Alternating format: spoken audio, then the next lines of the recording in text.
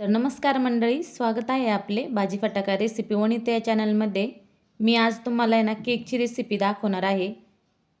Cake पाहून तुम्हालाही विश्वास बसणार नाही की हा केक आपण ओव्हन शिवाय केलेला आहे. कढईमध्ये झटपट कमी वेळेमध्ये इतका सॉफ्ट आणि जाळीदार केक झाला आहे. आणि यात साखर नाही, फक्त पौष्टिक असा गूळ आहे. पण हा केक इतका पौष्टिक होण्यासाठी ना गुळाचा पाक कसा तयार करायचा, त्यात एक छोटीशी खास टीप वापरली आहे. आणि ती टिप्स चुकल्यास आहे ना तुमचाही केक कडवट आणि चिवट होऊ शकतो. ती खास टिप कोणती आहे हे जाणून घेण्यासाठी ना व्हिडिओला शेवटपर्यंत बघा. चला, तुमच्या भाजी फटाका रेसिपी वनिता चॅनलमध्ये ओव्हनशिवाय कढईमध्ये गुळाचा केकची रेसिपी स्वादिष्ट आणि घरातच असलेल्या साहित्यामध्ये अगदी पहिल्याच प्रयत्नामध्ये आपला केक परफेक्ट होणार आहे. तर चला आता सुरुवात करूया. आता इथूनच आहे ना टिप देण्यास सुरुवात करते मी. पहिली टिप ही लक्षात ठेवायची आहे की आपण केक आहे ना ज्या वाटीने बनवणार आहे ना त्याच वाटीने सगळं साहित्य घ्यायचं आहे. तर इथं आहे ना 1 वाटी गूळ घेतला आहे. त्यानंतर 1 वाटी पाणी घ्यायचं, त्याच वाटीने पाणी घ्यायचं. आता गुळाचं आहे ना पाणी तयार करून घ्यायचं आहे. हा केक एवढा सोपा आहे ना की पहिल्याच प्रयत्नामध्ये तुमचाही केक सहजच चांगला होणार आहे. आणि एकदा जर हा केक खाल्ला तर बाहेरून केक आणायचं खरोखर विसरून जाल, एवढा हा पौष्टिक पण आहे आणि स्वादिष्ट पण खूप लागतो. साखरेच्या केकपेक्षा आहे ना आरोग्यासाठी अधिक चांगला आहे हा गुळाचा केक. तर मीडियम गॅसवरती ना याचं पाणी करून घ्यायचं आहे गुळाचं.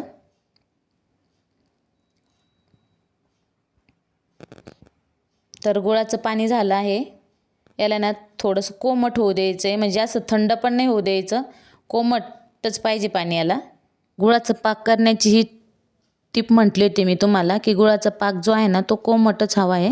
पाणी कोमट होईपर्यंत पुढची तयारी करून घेऊ. ज्या वाटीने आपण गूळ घेतला आहे का त्याच वाटीने 1 वाटी गव्हाचं पीठ घ्यायचं आहे. आता हे पीठ आहे ना चाळलं नाही तरी चालेल. आणि त्याच वाटीने अर्धा वाटी रवा घ्यायचा आहे. गव्हाचं पीठ घेतलं 1 वाटी, त्यानंतर अर्धा वाटी रवा आणि अर्धा वाटी तेल घ्यायचं आहे. व्हिडिओच्या डिस्क्रिप्शनमध्ये ना साहित्य सगळं दिलेलं राहील तुम्हाला केकचं. एकाच वाटीने सगळं साहित्य घ्यायचं. अगदी कमी साहित्यामध्ये होतो आणि घरातल्या साहित्यातच होतो हा केक. आता इथं आहे ना जायफळ वापरणार आहे मी. नसेल जायफळ तर नाही घातलं तरी चालेल. जायफळने ना छान फ्लेवर येतो.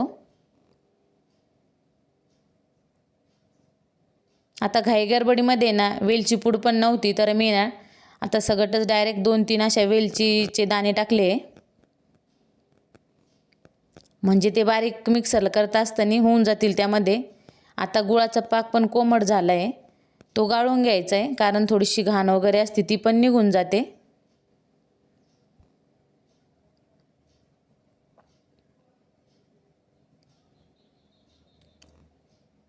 गाळून झाल्यानंतर ना मिक्सरला बारीक करून घ्यायचं आहे. मिक्सर चालू बंद करत असं बॅटर तयार करून घ्यायचं. व्हिडिओमध्ये बघू शकता तुम्ही. आता जेवढं साहित्य घेतलं आहे ना तेवढ्याच साहित्यामध्ये आपण हा केला. यात पाण्यात दुसरं वापरलं नाही किंवा दूधही वापरलं नाही.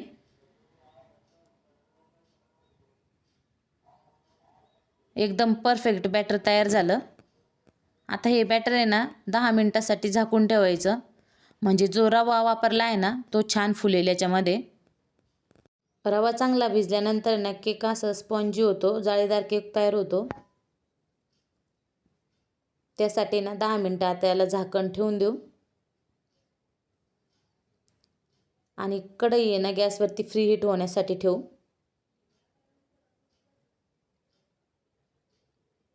आता इथं पण टिप लक्षात ठेवा, कढई चांगली गरम होऊ द्यायची आहे. एक स्टँड ठेवायचं त्याच्यामध्ये आणि झाकून ठेवायचे आहे. तोपर्यंत आहे ना डब्याला तेल लावून घ्यायचं आहे. आता केकचा डबा नसेल तर हा तुम्ही कुकरचा किंवा एखाद्या पातेल्यामध्ये पण करू शकता. त्याला छान तेल लावून घ्यायचं आहे. आणि मैदा टाकायचा याच्यामध्ये. गव्हाचं पिठाचा वापर नाही करायचा, मैदा टाकायचा.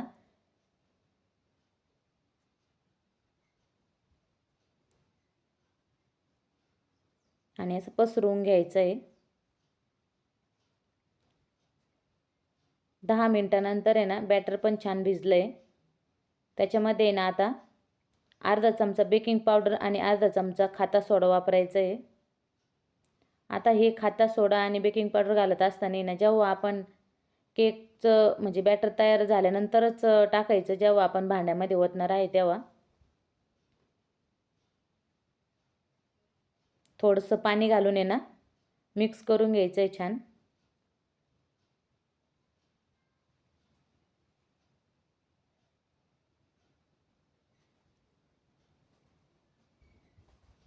आणि छान मिक्स झालं आहे. आता डब्यामध्ये टाकून घेऊ. तोपर्यंत कढई पण छान गरम झाली.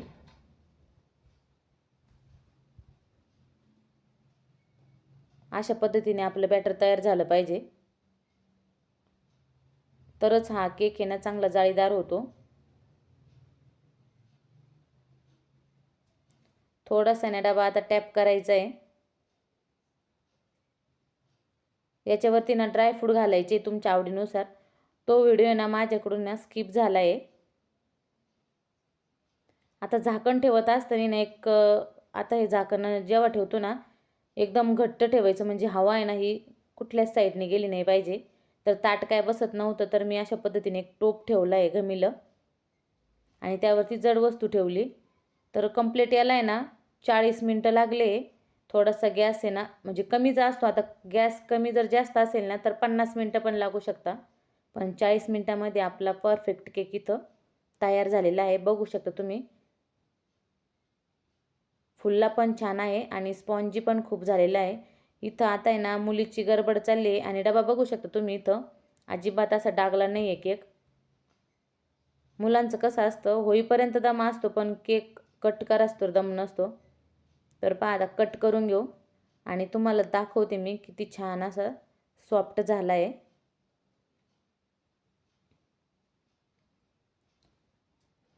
बघू शकता तुम्ही, छान सॉफ्ट झाला आणि पहिल्याच प्रयत्नामध्ये माझा पण केक खूप सॉफ्ट झाला आहे.